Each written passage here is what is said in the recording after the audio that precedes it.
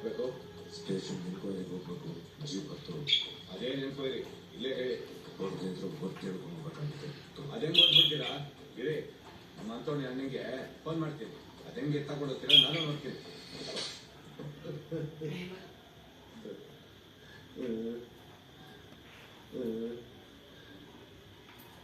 ಗೋಪಾಲಯ್ಯ, ಇನ್ಯಾರು ಅಂತ ಗೊತ್ತಿದೆಯಾ? ಗೊತ್ತಿಲ್ಲ ಸರ್. ಗೊತ್ತಿಲ್ವಾ? ನಿಜವಾಗ್ಲೂ ಗೊತ್ತಿಲ್ಲ ಸರ್. ಹೋದ ತಿಂಗಳು 13ನೇ ತಾರೀಕು ನಿಮ್ಗೆ ಗೆಸ್ಟ್ ಹೌಸ್ನಲ್ಲಿ ಸ್ಟೇ ಮಾಡಿದ್ದ. ಅದಾದ್ರೂ ಗೊತ್ತಿದೆಯಾ? ಅದು ಮರ್ತೋಗಿದೆ ಸರ್. ರಿಜಿಸ್ಟರ್ ನೋಡಿದ್ರೆ ಹೇಳ್ಬೋದು ಸರ್. ಹೌದಾ?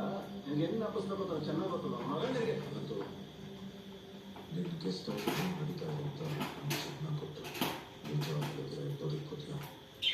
ಸುಮ್ಮನೆ ಹೋಗ್ಲು ಬಾಯಿ ಪತ್ರು ಅರ್ಥ ಬೇರೆ ಕಡೆಯಿಂದ ಬರುತ್ತೆ ಸರ್. ಹಂಗೆಲ್ಲ ಮಾಡಬೇಡಿ ಸರ್. ಮತ್ತೆ ನಿಜ ಹೊಗಳು. ಹೇಳ್ತೀನಿ ಸರ್. ನಮ್ಗೆ ಗೆಸ್ಟ್ ಹೌಸಲ್ಲಿ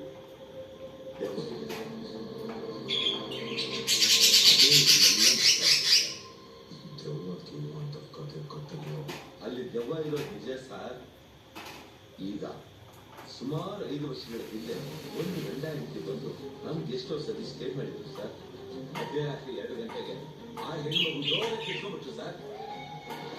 ನನ್ಗೇನು ತೋಚಂತಾಗಿ ಓಡೋದಲ್ಲಿ ನೋಡ್ತೀನಿ, ಅವಳು ಗಂಡ ಅವನೇ ಸರ್. ದೆವ್ವ ಹೀಗೆಲ್ಲ ಮಾಡ್ತಾ ಇರೋದು. ಬೇಕಾದ್ರೆ ಅನಂತು ಸರ್ ಕೇಳಿ ಸರ್. ಅನಂತು ಗೊತ್ತಾ? ಏನು ಅನಂತು ಏನೇನೋ ಕತೆ ಕಟ್ತಾ ಇದ್ದಾನೆ. ಹೌದು ಸರ್.